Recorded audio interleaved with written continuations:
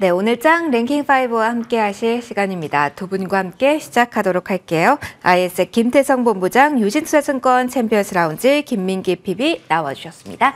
두 분 어서 오십시오. 네, 안녕하세요. 안녕하세요. 자, 오늘도 시장 이야기와 키워드를 점검해 보고자 합니다.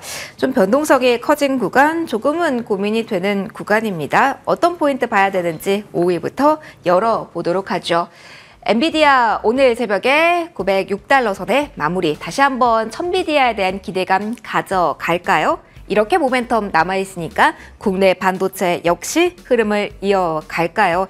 반도체 이야기 먼저 해보도록 하겠습니다. 김태성 본부장님께 첫 번째 질문을 드려볼게요.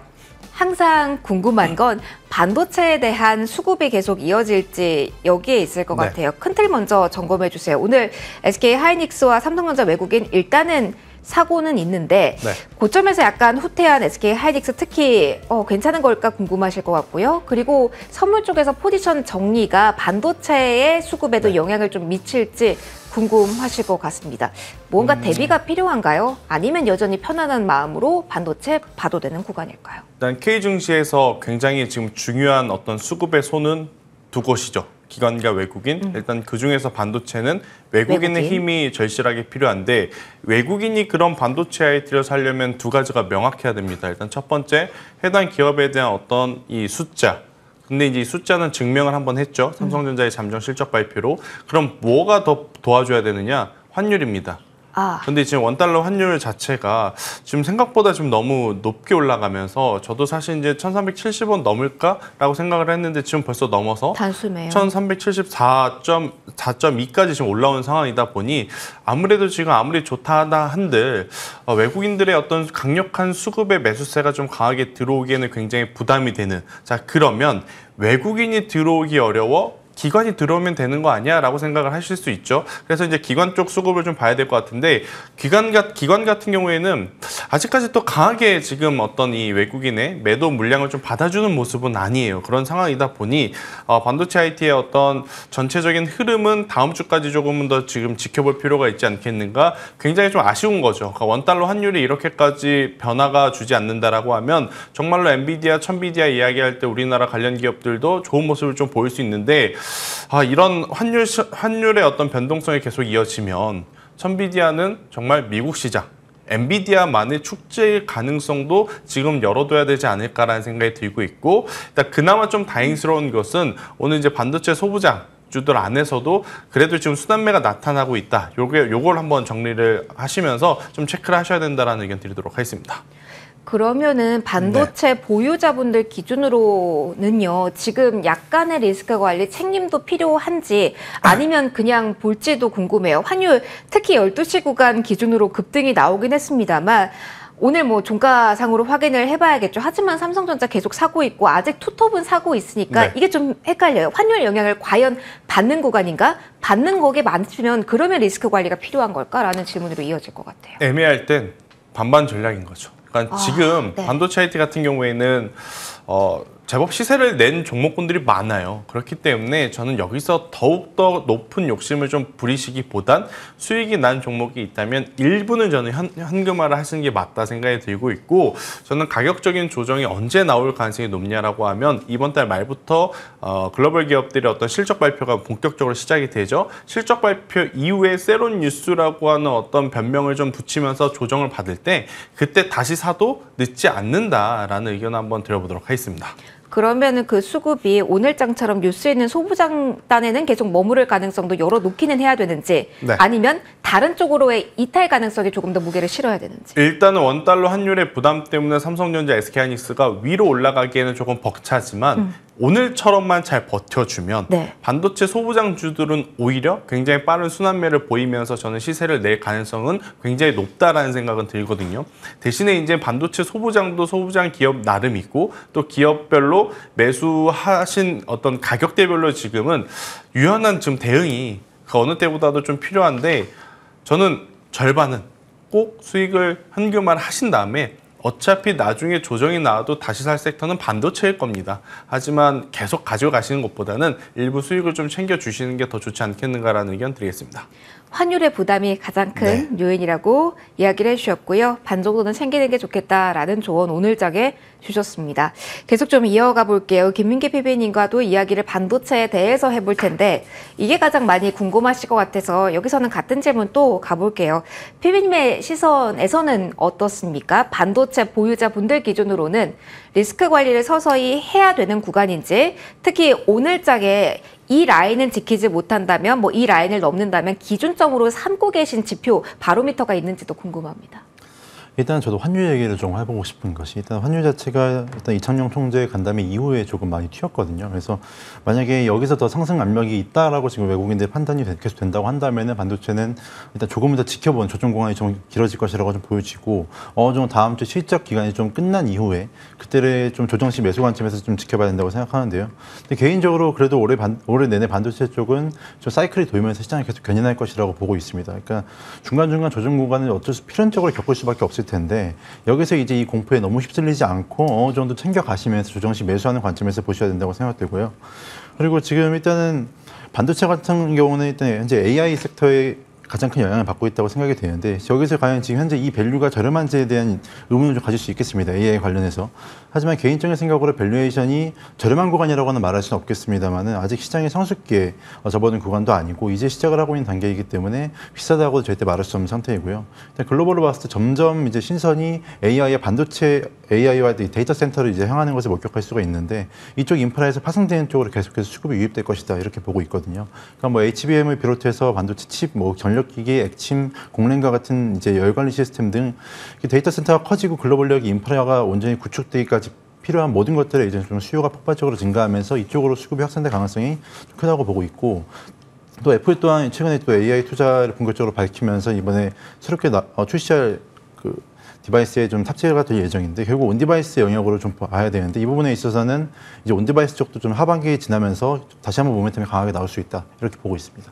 그러면 하나만 더 봐주세요. 반도체에 대해서 워낙 투자 열기가 뜨겁다 보니까 매수 시점도 다 다르실 거고 어디까지 보고 계신지 관점도 다르겠습니다만, 일단 오늘 자리에서 PB님께서 말씀해 주신 것처럼 애플 AI, 뭐 인텔에 대한, 구글에 대한 모멘텀 가지고 움직일 AI 관련 반도체 있잖아요. 최근에 좀 많이 떨어진 곳에서 오늘장 의미 있는 양봉으로 생각하시고 들어가신 분들도 계셨을 것 같아요. 퀄리타스 반도체, 에이지글랜드, 이런 종목들이 특히 최근엔 약간은 좀 조정을 받았잖아요. 그럼 오늘장 나타나고 있는 흐름에 대해서 어떻게 생각을 해야 되나요? 종목별 흐름이라고 봐야 되는 건지, 아니면 환율 영향 여기도 피해갈 수 없다라는 관점으로 뭔가 액션이 필요할지.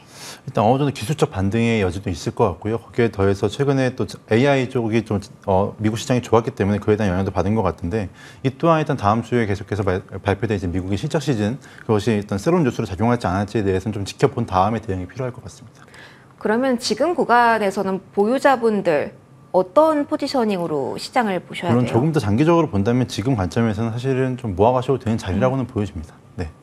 모아가도는 된다. 두 분 모두 반도체에 대해서는 긍정적인 시각 유지를 해주시는군요.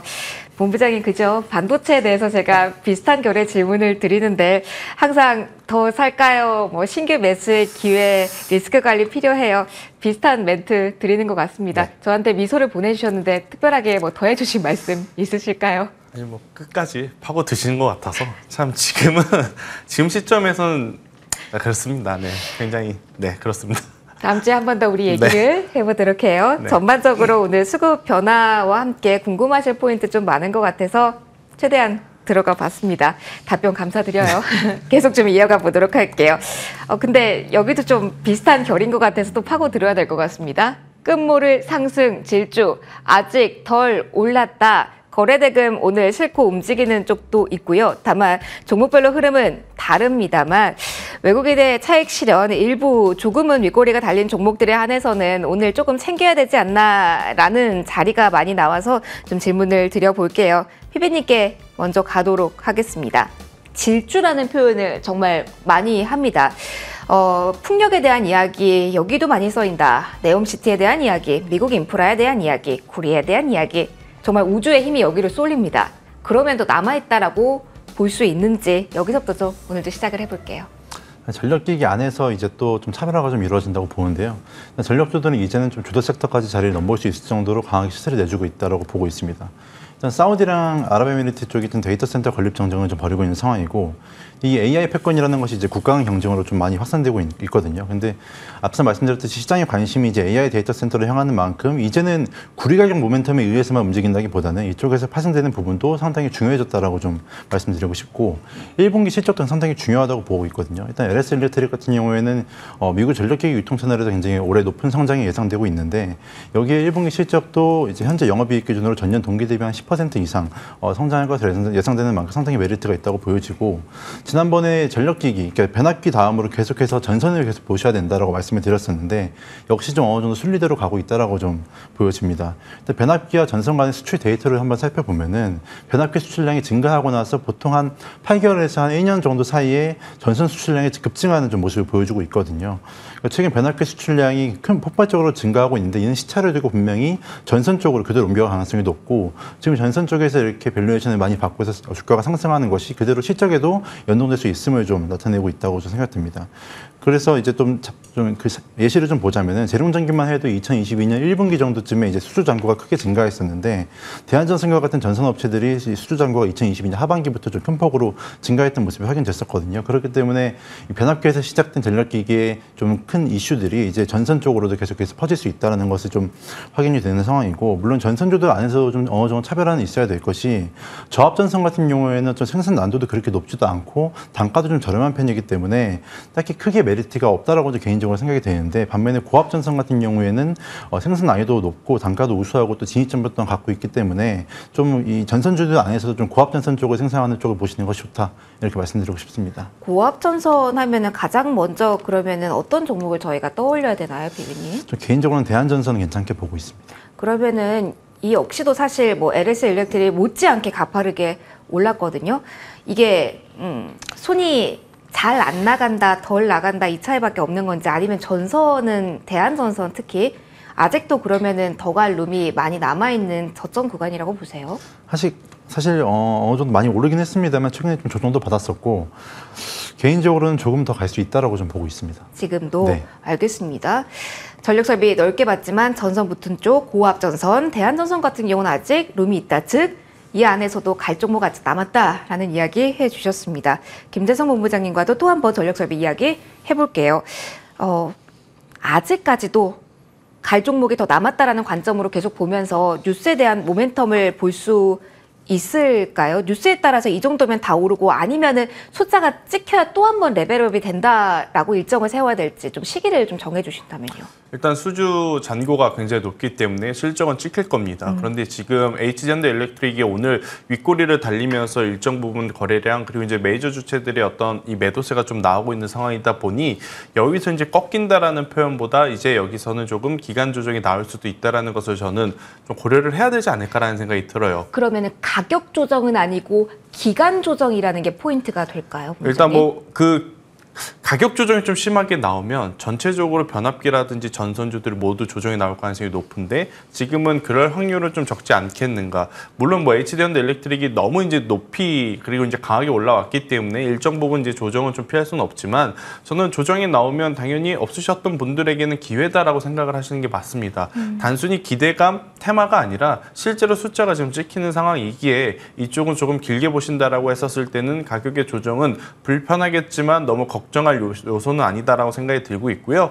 대신에 이제 많이 올랐죠. 많이 올랐기 때문에 그에 따른 부담감은 저는 존재한다라고 좀 보시면 될 것 같고, 그러신 분들 같은 경우에는 저도 앞서 피비님께서 이야기하셨던 전선 쪽에서 힌트를 찾아보시는 게 좋을 것 같고요. 특히 가온전선, 대원전선은요, 지금 조 단위로 수주 잔고가 있거든요. 근데 여러분들이 가온전선의 시총을 보시면 아직 4천억이 채 안 됩니다. 그러니까 오늘 이렇게 많이 올랐음에도 불구하고 시가총액이 4천억이 지금 안 되는 그런 상황이다라고 좀 보시면, 만약 조정이 나왔을 때 그 다음으로 이제 시세가 조금 더 강하게 날 쪽이 어디냐라고 하면 저는 전선 쪽이 아닐까라는 생각이 들어서요. 저도 개인적으로 이제 전선주들을 굉장히 높게 보고 있고, 지금 이 구리 가격 같은 경우에는 공급단에서도 문제가 있죠. 그리고 이제 수요단에서도 지금 어떤 중국에서 수요가 지금 높아지고 있다는 부분이 있기 때문에 계속해서 톤당 가격의 상승은 이 전선주들의 투심을 조금 더 이제 끌어올릴 가능성이 높기에 저는 전선 쪽을 한번 보시는 게 맞지 않겠는가라는 의견을 드려보도록 하겠습니다. 그러면 약간 구리 가격 이야기도 본부장님 해주셨는데요. 구리 원자재에 조금 더 포커스 비중이 높은 종목을 시동이 조금 늦게 걸리기도 했잖아요. 네. 비슷한 재료라면 그 종목들에 한해서는 조금 더 지켜봐도 되는 모멘텀 아닌지도 궁금한데요. 충분히 저는 그래야 된다라고 생각이 들어요. 그러니까 원자재가 한번 추세가 잡히면 크게 변화는 없거든요. 지금 이제 구리 가격이 계속 올라오기 시작을 하고 지금 계속 추세가 좀 이어진다라고 하면 풍산, 이구산업 이러한 종목군들도 저는 여전히 지금 봐야 된다라는 의견을 한번 드려보도록 하겠습니다. 이구산업, 풍산 네. 정도 생각을 하면 될까요? 네. 구리 관련된 이야기 보자. 그리고 전력 설비 본다면 두 분 모두 전선 쪽에서 기회를 잡아보자라는 오늘 조언 받아봤습니다. 실적은 찍힐 거다. 실적 시즌 이야기 앞두고도 한 번 더 해주셨고요. 이어서 키워드 좀 가보도록 하겠습니다. 여기서 실적 이야기를 조금 더 본격적으로 하게 될 것 같아요. 3위 보도록 할게요. 이제 사야 되는 실적주 화장품일까? 여기서부터 좀 시작을 해보도록 하겠습니다. 피비님과 먼저 시작을 해볼게요. 시장이 모멘텀도 모멘텀이지만 실적 찍히는 쪽에 대해 기대감을 더욱더 그리고 주목도를 높이는지 궁금합니다. 피비님 사실 저희가 첫 번째가 반도체 했고요. 그 다음에 전력 설비도 다 실적이 찍히는 쪽. 그리고 화장품 역시 실적이 찍히는 곳이거든요. 오늘 키워드 5개 중에 3개가 실적하면 빠지지 않는 종목 섹터군입니다. 여기서 뭐 힌트가 될지 그리고 그중에서 화장품의 메리트는 뭐라고 보시는지도 더해주세요. 일단 화장품 섹터가 최근에 동향이 너무 좋거든요. 일단 이번 달 봐도 현재 미국향으로 나가는 수출이 역대 최고 수준을 현재 기록하고 있고 전년 대비 한 100% 정도 이상 성장하고 있는 상황인데 일단 코로나19 이후로 좀 미국 소매 시장에 좀 많이 변화가 생긴 것이 온라인 시장이 차지하는 비중이 그 이전 대비해서 크게 증가했습니다. 그러니까 국내에 있는 화장품 업체들이 하나같이 하는 얘기들이 어떤 것이 있냐면은 이 K뷰티가 흥행하는 요인들이 압도적인 퀄리티가 좋다라기보다는 사실 가성비 측면이 좀 더 강하거든요. 물론 품질도 뒷받침되긴 하겠지만 프리미엄 라인의 성공이 그 요인이 아니라는 것이고 저렴한 가격에 대비 괜찮은 품질로 가성비의 니즈를 충족시켜주는 것이 현재 K뷰티 시장의 가장 큰 강점인데 유통 플랫폼으로 여기서는 이제 온라인만한 게 없습니다. 근데 거기서 이제 미국의 온라인 화장품 판매가 이제 아마존 쪽에서 늘어나면 늘어날수록 화장품 기업, 한국의 화장품 기업 입장에서는 호재로 작용하는데 현재 그 상황이 너무나도 좋고 이것들이 실적에서 반영되고 있기 때문에 여전히 개인적인 생각으로는 실리콘토나 코스맥스 그리고 아모레퍼시픽과 같은 국내 기업들은 지속해서 좀 주목해볼 필요가 있다. 이렇게 말씀드리고 싶습니다. 가성비 매력이라고 얘기를 해주셨는데 아모레퍼시픽까지 묶어서 같은 성격으로 봐도 괜찮은 걸까요? 네, 아모레퍼시픽까지 대형주의 성격으로 봤을 때 어느 정도 같이 구성해서 가시는 것이 좋다라고 말씀드리고 싶습니다. 알겠습니다. 일단은 가장 큰 모멘텀은 미국 시장에서의 활약 그리고 찍히는 실적 이야기를 해주셨습니다. 조금 더 이어가 보도록 할게요. 김태선 본부장님의 시선도 궁금합니다. 네. 화장품이 다시 움직임이 나옵니다. 뭐 중국발 수요 회복 기대라는 시황 설명도 붙긴 하지만 중국을 붙이기에는 아직 무리인지 그것을 빼고도 괜찮은지 일단 궁금하고요.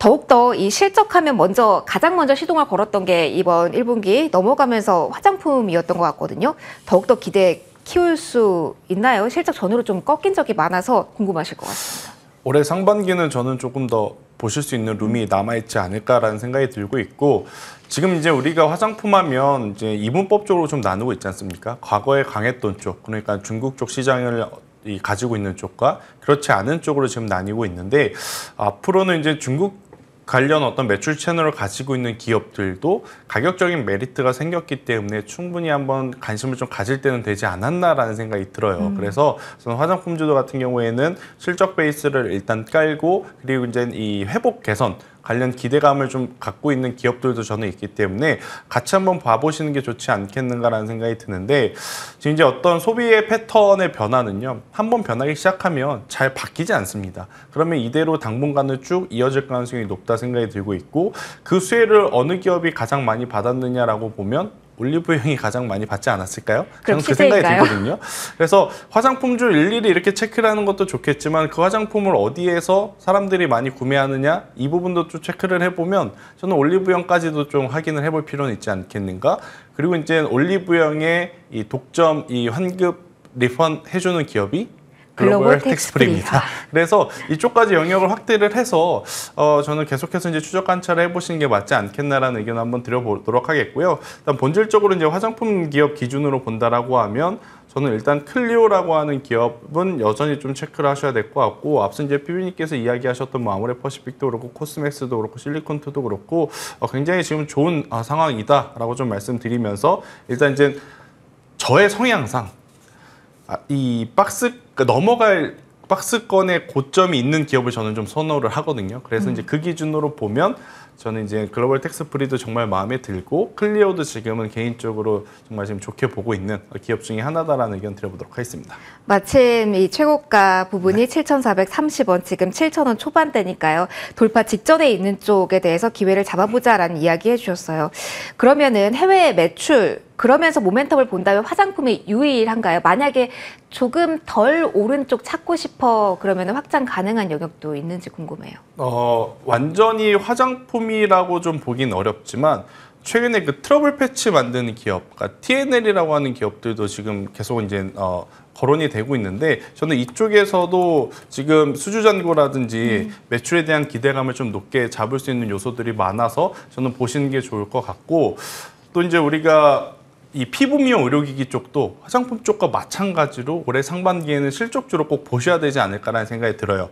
특히나 이제 작년 한 해는 어떻게 보면 북미 시장의 매출 비중을 많이 가진 쪽이 유리했다라고 하면, 저는 그 후속 국가로 남미 쪽, 그러니까 브라질에 대한 매출 비중이 좀 큰 쪽으로 저는 여러분들이 보시는 것도 굉장히 좋다. 왜냐하면 웬 뜬금없이 갑자기 브라질이야라고 할 수 있는데, 전 세계 피부 미용 의료기기 중에서 이 시장 규모에서 1위는 북미입니다. 그런데 2위가 브라질이에요. 2위가 브라질이에요? 네, 그렇기 때문에 이제 브라질의 이제 매출 비중을 좀 많이 가지고 있는 쪽의 기업들도 우리가 좀 체크를 해볼 필요는 있지 않겠는가라는 의견 드려보도록 하겠습니다. 중요한 거 실적, 네. 모멘텀 이야기 한 번 더 강조를 해주셨습니다.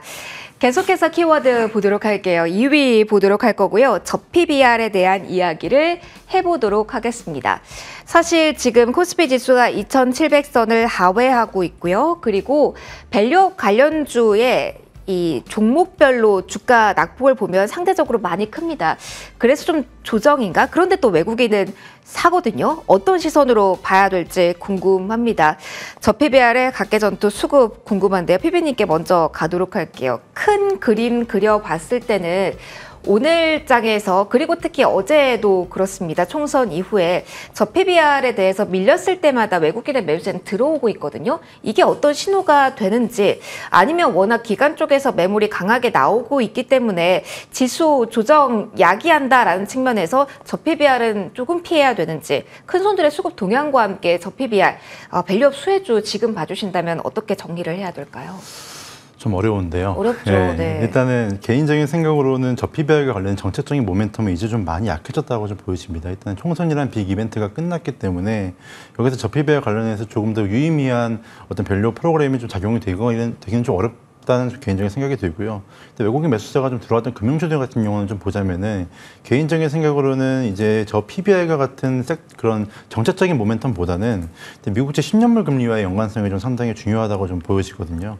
그러니까 이 부분에 관련해서 좀 매수세가 좀 들어왔다고 좀 보여지고, 금융주들 같은 경우 개별적으로 봤을 때 우선 1분기 실적부터 좀 털고 가야 되는 부분이 있거든요. 아무래도 홍콩 ELS 관련 배상액이 좀 실적에 영향이 있을 것이기 때문에 이 부분이 지나고 나서 좀 살펴봐야 된다고 보고 있고, 일단 저PBR 섹터 같은 경우 사실 지금 이렇게 혼란스러운 상황에서 추천드리기는 조금 힘든 것이, 가격적인 메리트가 존재한다고 하더라도 그게 가격적인 메리트인지 아니면 시장에서 평가한 적정 가치인지에 대해서는 조금 더 고민해볼 필요가 있다고 보여집니다. 그 중에서도 굳이 골라보자면 개인적인 생각으로 두산 같은 경우는 좀 괜찮다고 생각이 되거든요. 일단은 단순 지주사라기보다는 자회사인 두산전자를 보면 좀 투자 매력도가 있기 때문에 최근에 데이터 센터 물량 증가로 인해서 업황도 많이 회복되고 있고, 메모리 업황도 턴어라운드로 전환하고 있는 상황 속에서 CCL의 수요도 증가하고 있고, 이쪽에서 매출 규모가 아직 크진 않지만 올해 고성장이 예상되는 부분이기 때문에 두산전자를 본다면 두산 정도는 좀 추천드릴 만하다, 이렇게 말씀드리고 싶습니다.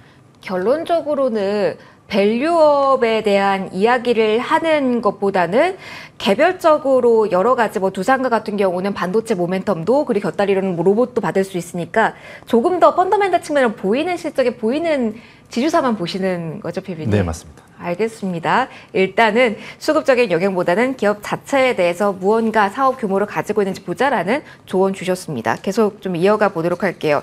본부장님, 그러면 사실 총선 이후에 연이어서 사는 외국인이 사는 종목은 조금 더 의미가 있나라는 생각도 많이들 하셨을 것 같은데 좀 그렇게 보기는 어려운 건가요? 의미 부여는 안 하셨으면 저는 좋겠다라는 생각이 들고 있고 이래서 참 욕먹는 것 같습니다. 할 어려워요. 거라면 제대로 좀 하고 티 안 나게 좀 해야 되는데 뭐 이게 우리가 좀 합리적인 의심이 들 만큼 이제 수급의 변화가 좀 나타나다 보니 아무래도 이제 많은 투자자분들이 지금 곤란할 수밖에 없는 상황. 근데 이제 제가 계속 이제 이 강조드렸던 부분은 뭐냐면 저 PBR이면서 본업에서 성과를 내는 기업. 앞서 이제 PB님께서 이야기하셨던 두산도 그 대표적인 이제 기업이라고 좀 볼 수 있고, 자 그래서 강조했던 것은 금융, 보험 이쪽도 물론 좋겠지만. 자동차 쪽을 계속 좀 말씀을 드렸던 이유도 이거거든요. 그래서 어제 현대차 뚫어내는 기술적인 흐름 보고 네. 기대 좀 많이 하셨을 것 같은데 오늘 좀 헷갈리기도 해요. 좀 어렵죠. 네. 네, 그래도 저는 이 자동차 쪽 같은 경우에는 여전히 수출 데이터에 대한 증가 기대해 볼 수 있는 요소가 많고, 그리고 이제 판매 대수가 조금 준다 하더라도 앞으로 팔리는 차량은 하이브리드일 가능성이 굉장히 높기 때문에 아무래도 높은 가격에 팔면서 영업이익률은 유지할 가능성이 저는 높다라는 생각을 좀 하고 있어서, 그리고 지금 또 고환율에 대한 어떤 수혜도 자동차 같은 경우에는 계속 지금 받고 있는 상황이지 않습니까? 그래서 저는 저 PBR만 가지고 좀 기업을 평가를 하지 마시고 그거 아니더라도 올라갈 수 있는 모멘텀을 좀 가지고 있는 기업들, 대표적으로 뭐 두산도 이야기 드리고 현대차, 기아도 있지만 뭐 SK 스퀘어 같은 기업들도 한번 좀 살펴볼 때는 되지 않았나. 지금 보면 지주사들은 올라가고 있습니다. 네, 그런데 또 금융이라든지 증권 이쪽, 보험 쪽은 또 약한 모습을 보이고 있어서 지금은 힘이 붙는 쪽으로 조금 더 또 이게 뭐라 그래야 될까요? 비중을 조금 늘려갈 때가 아닌가라는 의견 드리도록 하겠습니다. 소외된 쪽은 조금 더 소외될 수 있으니까 지금 당장은 볼 때가 아니다. 돈의 흐름이 가는 쪽만 선별해서 보자라는 조언까지 받아봤습니다. 마지막 제약바이오에 대한 이야기 좀 짧게 정리하고 저희 마무리해야 될 것 같습니다. 코스닥이 오늘 상대적으로 강합니다. 0.45% 상승세, 알테오젠 움직임 나타나고 있고요. 삼천당제약의 움직임도 나타나고 있고, 시장 전반적으로 봤을 때 바이오 시밀러 키워드가 좀 움직입니다. 코스피 시장에서의 셀트리온도 오후에 들어서 고점을 만들어내고 있고요. PB님께 질문 좀 드려볼게요. 제약바이오 내에서 알테오젠부터 셀트리온까지 바이오 시밀러의 움직임이 오늘장 돋보인다라는 점에 주목을 해야 됩니까? 아니면 이번 주 변동성이 너무 심하거든요. 흔들리는 범위가 크다라는 점을 포커스로 이 종목군을 봐야 될까요? 일단은 제약바이오 종목을 볼 때 일단 금리 좀 이슈가 있었잖아요. 네. 근데 이 종목이 단순히 금리 인하 기대감이 커지니까 금리 인하에 수혜주는 바이오니까 이런 로직으로 상승한 종목이라면 리스크 관리를 해서 좀 배제하는 게 좋다고 보여지는데, 지금 앞서 말씀드렸던 알테오젠이나 셀트리온이나 이런 기업들 같은 경우에는 기업의 미래 성장성과 수익성이 좀 어느 정도 고려된 그런 가치 상승이라고 보기 때문에 지금 시점에서 좀 안 볼 이유가 없다라고 저는 개인적으로 보고 있고요. 일단 알테오젠이나 레고캠 바이오 등 같이 최근 강했던 바이오 종목들이 여전히 매수 관점이 유효하다고 생각이 드는 이유가, 일단 당장 알테오젠만 봐도 가까운 시일 내에 좀 테라가제 품목화가 승인과 같은 좋은 이슈들이 있습니다. 그리고 올해 MSCI 편입 기대감이 커지는 만큼 수급적인 부분에서 이점도 존재하고, 일단은 이번에 아마케에서 발표됐던 바와 같이 좀 레고캠 바이오 같은 경우에는 현재 좀 상황이 좋은 상황이거든요. 그렇기 때문에 좀 계속 좋은 이슈를 갖고 갈 수 있기 때문에 어느 정도 미래 성장성을 보자면 지금 계속 보셔도 된다, 이렇게 말씀드리고 싶습니다. 금리 피해주긴 하지만 계속 봐도 된다라는 이야기 해주셨습니다. 이어서 본부장님의 의견도 듣고 마무리할 수 있을 것 같아요. 저희 화요일에도 이야기를 했고, 시장 전반적으로 4월 피해야 되냐라는 질문에 괜찮습니다. 대형주 위주로의 흐름은 보자라는 조언을 제가 주셨던 것으로 기억하는데 오늘까지 그게 유효한지, 다만 조금 변동성이 큰 종목들이 꽤 많아요. 그런 종목은 어떻게 접근할지 팁도 살짝 주신다면요. 제약바이오 안에서 말씀 주시는 거죠? 일단 지금 제약바이오 최근에 어떤 트렌드, 패턴이라고 하면 참 남 잘 되는 꼴 못 보는 것 같습니다. 네, 주가가 맞아요. 올라가기만 하면 뭐 여기저기서 안 좋은 뉴스가 나오고 또 이제 약속이라도 한 것처럼 기업은 빠르게 해명하죠. 아니라고 네. 공시가 나오면서 지금 아랫꼬리가 달리는, 그러면서도 굉장히 변동성이 많아진 게 이제 제약바이오인데, 일단 올해 1분기 같은 경우에는 금리 인하 기대감으로 제약바이오가 조금 더 이제 어떤 이 수급의 도움을 많이 받았죠. 그런데 이제 2분기 들어오면서 금리 인하 시기가 늦어지면 횟수가 또 줄어든다라는 부담 심리 때문에 제약바이오가 지금 타격을 좀 받고 있는 상황인데 여기서 한 가지 팩트는 이겁니다. 금리 인하 안 한다라는 거 아니에요. 하긴 하는데 시간이 조금 더 뒤로 미뤄질 뿐. 그렇다라고 하면 앞서 피디님께서 이야기하신 대로 펀더멘털에 문제가 없는 기업이라면 이런 대내의 변수로 인해서 가격의 조정을 받을 때 저는 충분히 사는 게 맞다라는 의견 한번 드려보도록 하겠고요. 저도 이제 당연히 현재에서의 이제 탑픽은 알테오젠이라든지 유한양액 그리고 이제 삼천당 제약이 조금 아쉽긴 하겠습니다만 이쪽은 계속 좀 보셔야 되지 않을까라는 의견을 조심스럽게 드려보도록 하겠습니다. 변동성이긴 하지만 보자 볼만한. 그리고 한 가지 한 가지? 짧게 비만 치료제. 아. 네, 당뇨 비만에서 이 펩트론에 대한 기대감은 여전히 지금 남아있지 않나라는 의견 드리겠습니다. 알겠습니다. 마지막에 항상 이렇게 더해주시는 종목이 좀 주목을 받는 경향도 있어서 하나 더 더해주셨습니다. 자, 여기서 마무리 짓도록 하겠습니다. 지금까지 IS 김태성 본부장, 유진투자증권 김민기 PB 두 분과 함께 이야기 나눠봤네요. 두 분 모두 고맙습니다.